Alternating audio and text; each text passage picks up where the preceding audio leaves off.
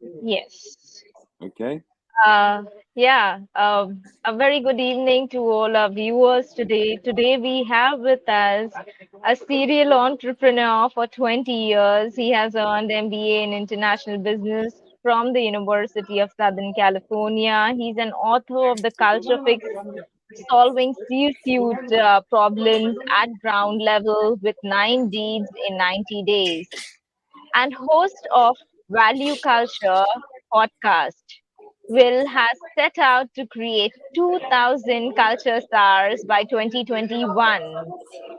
Will has also served on the board of EO Chicago for 5 years and is a facilitator of the EO Accelerator and 10,000 small business programs. He's the founder and actuator of Culture Fix. Welcome, Will. An honor to have you with us today. Thank you, Arsha. The pleasure is mine. So, Will, you have been an entrepreneur for so long. How has your experience, what were your experiences like? Well, there's nothing that I would rather have done than been an entrepreneur these last 20 plus years.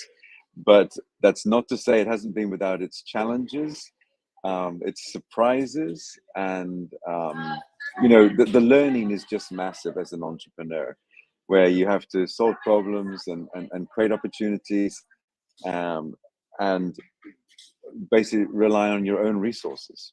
But a lot of growth is there, and that's where the entrepreneurs actually organization actually has been really helpful for me in my journey. So, what motivated you to found Culture Fix? What was the reason? Well, it was going back to 1999. I had just been out of business school 3 years, and I had a job, but I was ready to try my hand at doing my own thing. And my brother had a traditional sort of trading import business, and he had a warehousing issue, and his clients wanted to be more connected with them electronically for the supply of the components. And so I decided to take on and help him with the technology side of what we were doing. We wrote the software. So think of it as being like a warehouse management system that did some very special kinds of things that weren't widely available. And Harsha, our first client for that product was Airbus. And for 22, 3 years, up until when my brother and I sold the company last year, Airbus were a client of ours, in spite of all the other technologies around. So it was a great journey, and we provided a lot of value for that client. And they, of course, were a very helpful partner for us in our business. So that's why we So, created that business. It was an opportunity. excellent. And what all work do you all do at Culture Fix, if I may ask? Yeah, so that was a software company. Then I had another software company that basically made mobile apps. And after I sold that company in 2016, friends said, "Hey, Will," a lot of them, most of them business owners and entrepreneurs said, "Hey, Will, would you come and help us with our culture? You seem to have a really strong culture at your company." And it's true. We had cool technology, Harsha, but I was more focused on leading people, on making people feel that they loved where they worked and who they worked with. And I was also intentional about making sure they had a why, they had purpose and meaning to their work. So having done those things, people observed that and asked for me to help them. And that's how I got started in the Culture Fix. And so today we're helping leaders build the cultures they've always dreamed of. And so that those businesses thrive and those employees love where they work. That's excellent and very insightful. Now, you have worked in this field for long. What are the bottlenecks that you have observed while a company undergoes culture change or any Well, change? yeah. Well, there's a couple of things. First of all, it's very interesting because most people would accept that culture, eat strategy for lunch. If you put culture first, all the other things become a lot more easily. So one of the bottlenecks I see is when CEOs say to me, "Oh, well, we will do culture next year because this year we have to focus on revenues and profits." If only they knew that if they put culture first, those revenues and profits would come a lot more easily, and would, so that's one bottleneck. The other bottleneck that we see, of course, with whenever you're trying to do change in an organization, is people and people's willingness to change and people's fear of change. So again, if and this happens a lot when people put new technology in, put a new ERP in system into a company, very disruptive potentially. So important that we invest not just in the technology, but invest in the culture and the training of the people to accept and have success with that new technology. So people change is usually the one of the toughest things there, and in to use your word of bottleneck. I see. Any case study that you would like to share with us? Gosh, we have so many. And by the way, Harsha, a number of our case studies are, of course, on our website, theculturefix.works. Go to resources there and you can find case studies. Um, yeah, I mean, I could pick one. There's a company right here in London where I am today, and they have a business in the short-term rental market. And they thought their values were one thing, right? Because the leadership team went and on a retreat and for 2 hours said, okay, these are our values, and then tried to roll them out to the employees, which is what most people teach. But we teach exactly the opposite. We teach, no, you can't do this at leadership team. You should be doing this with the whole company. So we begin with a survey. It's a really crucial assessment of how the employees rate the culture in the company. And it also tells us, can they actually name the current core values? And the answer is usually no, Harsha. Can you believe that most companies, the employees don't even know the values, and therefore they can't even say them. And if you're trying to lead with values and have a strong culture, it's really important that you've codified values that people know and can use. So we helped this company in London really understand what their culture was by doing surveys and interviews, even asking the customers what values they saw, refreshing the values that were really meaningful and meant something and that everyone believed in. And then when we launch those now, and everybody has contributed to that, everybody feels bought in, and the organizations can go forward with a much stronger culture. But I must say that that's just where the work begins, right? Once you've announced them and refreshed them and publicized them, then the work begins of making sure that we're using them every day and using them to drive performance. And that's something that we're very big on teaching at the Culture Fix, is again, not just having core values, but having a valued culture. That's extremely interesting.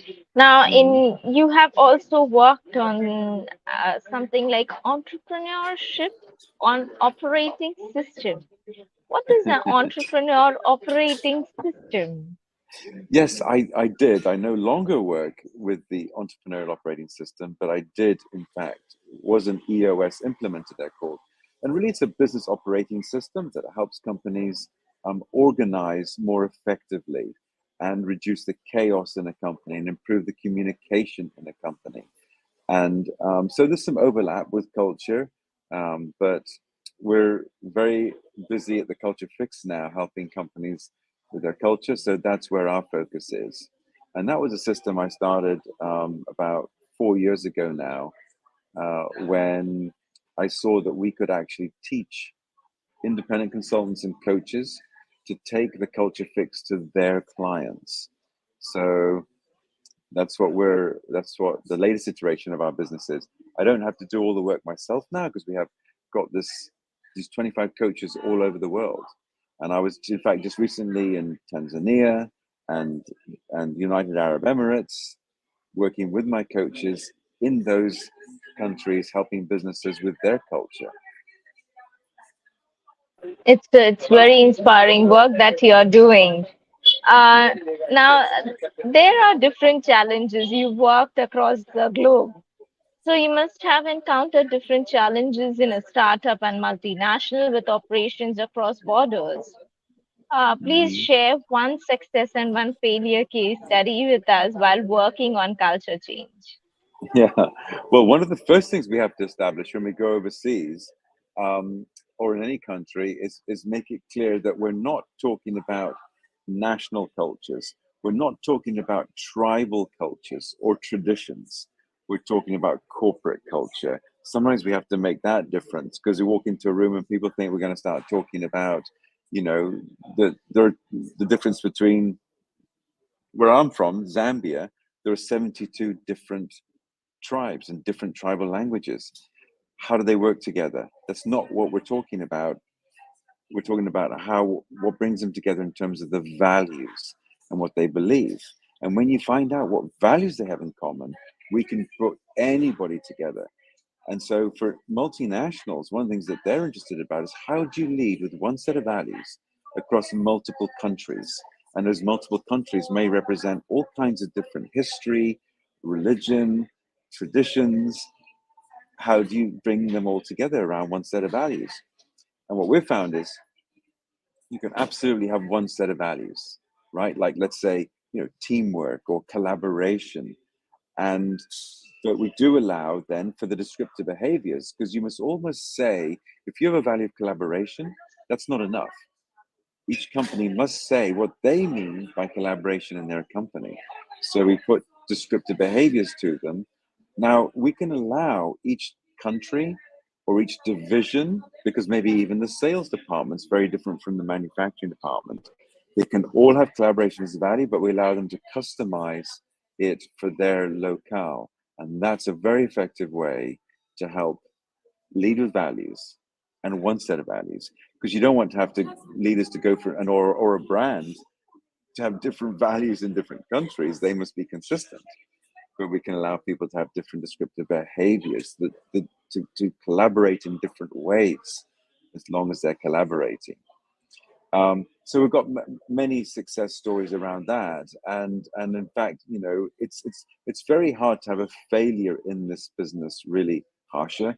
But I can tell you that one thing that we are very cautious about is that our culture fulfillment program takes 6 to 12 months, and when we back 6 months later, the companies that are really still winning in the culture game have been effective in maintaining the things we teach. They have a notice and nominate scheme. They are doing the catching correct. They are have ways of talking about the values in meetings and in just everyday situations. And the companies that where the culture's fallen off, then it's because they have stopped doing those things. And we measured this, Harsha. When we start with a project, we have 5 different ways of measuring culture, and we measure it again after the project is complete, and then we can come back and measure it, years after.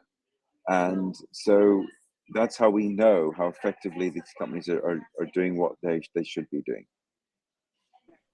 Excellent. That's great input, and many of them who want to change the culture could take some insights from this.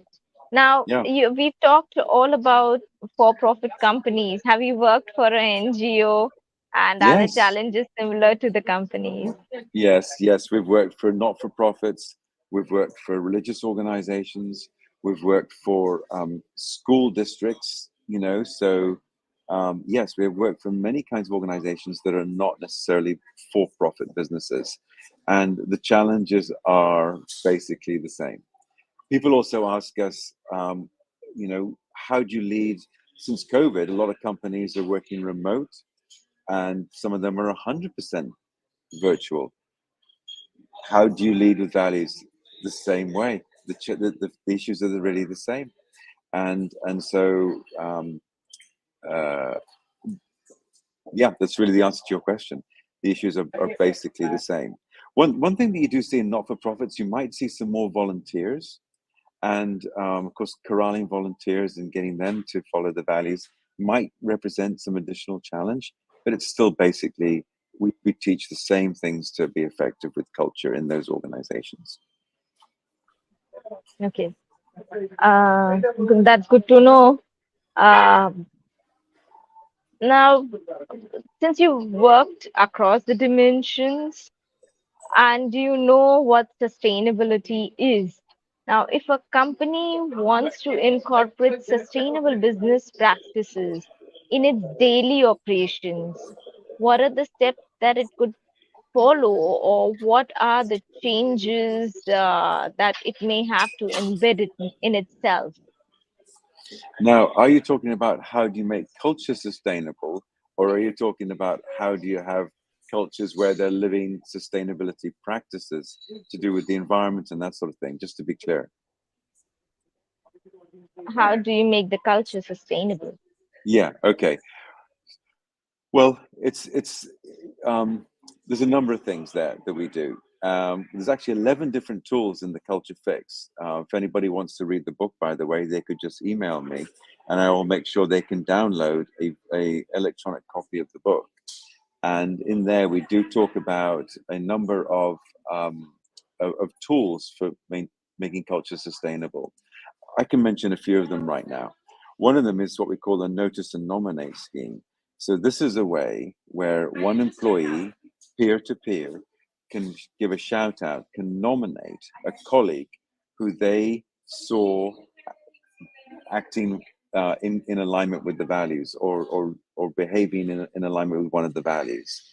And that's really, really important. We all want to be recognized, and a great way to be recognized and appreciated and seen, right? I mean, seen. Then a great way to do that is with values. Hey, my friend Fred, I want to shout you out because yesterday I saw you living our value of innovation, and coming up with a really creative solution that helped us with that customer problem that we were facing. That's an example of the notice and nominate. And then collect all of those for the week or for the month. And then at your all hands or your company meeting or your department meeting, acknowledge some of those stories and get Fred to talk about how, he actually lived the story and lived the value. That is just a beautiful way for everyone to be aware of the values, and it'll help plant the value in their mind, because we all remember stories. So that's one thing. Another thing we do is called something called the core score, which is a way of measuring how aligned an individual is with the values. And we literally apply a number, a score, to how an employee, a customer, a candidate we might be considering recruiting, how they align with values. Very, very helpful tool, and helps make decisions about how we should be managing the people that are stakeholders that are in our ecosystem. I'll mention one more, and probably this is probably enough for your podcast. But the other one is what we call the core workflow, where we capture the way work flows through the organization. Think about this, Harsha. The way work flows through the organization, and then how did the values show up in those different stages?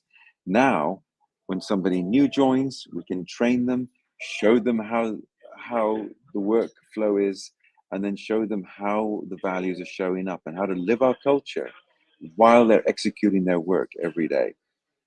These are three great tools for making culture sustainable. Our company would be the first one to incorporate after this. And yes, we do need that book. I will write to you for the book.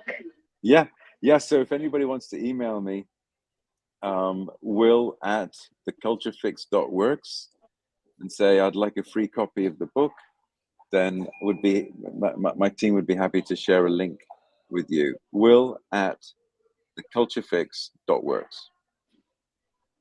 Dot works. Yes, WORKS. yes. Okay. The Culture Fix. Will at Done. theculturefix.works. Yeah, because Done. I have. good, Harsha, because the Culture Fix does work. We've Okay. we've done this for hundreds of companies now, and like I said, we measure them before and afterwards, and we always see this beautiful improvement in the scoring by the employees of the way they rate the culture. Wonderful. Wonderful. Yeah, Now, yeah. what are the knowledge gaps which we can collaborate to upskill the workforce on Culture Fix? Well, so some of them I've touched on already, but the single biggest gap is companies having values and then not not using them. And there's, I can give two examples of how dramatic this can be. But we have found that in most companies, less than half the employees can name less than half the values. And therefore, their values have no value. And that is true in most companies. Can you believe it? That's true in most companies. Their values have no value because no one knows them and no one's using them. Do you have values in your company, Harsha? Do you have core values? Yes, being a startup, I'm developing it, Okay. and it's great to know about the workforce flow because we are Yeah. developing all these lines, and I Yeah. believe that we really need to integrate this at the start itself so that later Yeah. it is easier to adapt. Yeah. Well, I was going to ask you if you already had values. I was going to ask you if you knew what the values were in your company. Um, but we see this all the time, and we always begin with a survey. And one of the questions we ask is, how many of the values can you name without looking them up? And most of the time, people say 25% is all I can remember. Meaning, if there's four values, I can remember one of them. And people will then say, oh, yeah, our values are integrity and honesty, even though those are not the stated values at all. So this is the first gap, is people just not using values and not knowing them. And therefore, they have no value. And they are so powerful when we can use them. When we can use them to correct a behavior. Catch and correct is another one of our tools to correct a behavior when someone is maybe shutting down an innovation. I have a great idea, and somebody says, that would never work here. That's a crazy idea. Now, what happens is I shut down a little bit. And tomorrow, I'm not going to come with my idea because someone's just going to say, stupid idea. If I have values stated, which are, let's say, innovation and creativity, now I can say, hey, one of our values here is innovation and creativity. And when I have an idea, I don't think it's appropriate. It's not living our values when you just say that's a dumb idea. So therefore, please respect our value of innovation creation. We have all agreed to this higher standard of values on that hopefully are on the wall, and I can see them and I can point to them. So if I don't say something to you right now, then next time I have a great idea that could help the company, maybe I won't say it. So I hope you don't mind me stepping into this conversation and challenge you in saying, I don't feel like you heard and listened. And if we're going to live our value of innovation and creativity, you need to respect my ideas, you see. If and this is not just a beautiful thing for between employees. This is a beautiful thing in the world in general, Harsha. If we all did that and we're able to do that, the world would be a better place. So that's one of the great gaps. Let me talk about another gap, which is when leaders state the values and then don't, it's not that they just don't know them, they willfully step on their own values. And we see this all the time. And if you want to go to my you'll see on my blog many posts about companies that said their values were X, and then they clearly, when they have a scandal, they clearly were behaving in violation of their own stated values. I think this is absolutely criminal. And those leaders of these large public companies should be held accountable to who they say they are and to values that they state. And one example is Boeing, who said safety is one of their number one priorities. And they never want to compromise the safety of the people that fly in their aircraft. But they did. And planes fell out of the sky and people died. And I think that's an absolute violation of what they said they stood for. I Those are two totally gaps. agree. Two gaps Yeah. for you, Harsha. Yeah. Thank you for sharing this. Will, it has been an honor talking to you and learning the interesting work that you're doing, which is the need of the hour right now, and Mm-hmm. many of us need to incorporate them. Would you Mm-hmm. have any message for all our viewers who are watching now or who would watch it later in the recorded version? Yes. So listen, one way to think about culture is leading with values. And if we lead with values, everything goes a little better in life. So For example, a number of places in the world struggle with ethics and corruption in terms of a business practice. But I believe if they have a value of integrity and ethics, and they stand in the spotlight of those values and never step into the gray area or the dark area, they may miss opportunities in the short term. I understand that. But I believe in the long term, they will always be glad they led with values and could lived consistently with who they say they are and who they say their company values are. Then over time, those leaders become more trusted, not just by customers and vendors and business partners, but also by friends and organizational heads and husbands and wives and children. And they are setting now a really good example for the world when they live true to who they say they are. So I love that idea, and I just want to encourage everybody to do that, because when you take a shortcut, it usually comes back and bites you. Thank you so very much. There is a comment from one of our viewers, Karthik. Good Yeah. culture first, and things follow along automatically. And very wise to say. Thank you, Karthik, for your comment. Yes, thank you for that, And Karthik. That's absolutely right. And the other thing, when leaders are doing what Karthik says here, putting culture first and having all the good stuff flow automatically, there's something else that comes along with that as a leader that leads with values, and that is a feeling of peace. And those leaders can sleep well at night because they have not taken any crazy risks and they are just living true to the values. It's a beautiful thing. thank you so very much, Will, for your time, and great to learn about your journey and the work that you are doing. We wish you Hmm. all the best from IICSR. And in case any support or any collaboration required, we are open to it.